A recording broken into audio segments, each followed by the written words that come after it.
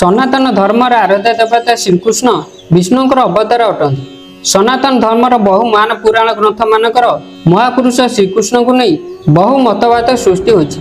यही मतवाद मानक मध्यरु अनेक मतवाद होछि श्रीकृष्णकर वन विभेद।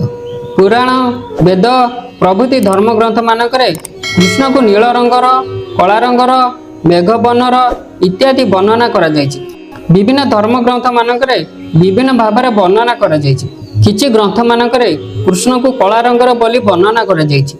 ए कला रंग सहित कृष्ण का नामर बहुत सामंजस्य अछि, कारण कृष्ण शब्दर आक्षरिक अर्थ होछि कला एवं तात्विक अर्थ रे कृष्ण शब्दर अर्थ होछि जे विशेष भाव में कर्षण बा आकर्षण करिथांती। तेणु कृष्ण शब्दर तात्विक अर्थ सर्व आकर्षण होइथिबा बेले आक्षरिक अर्थ रे कला अटे।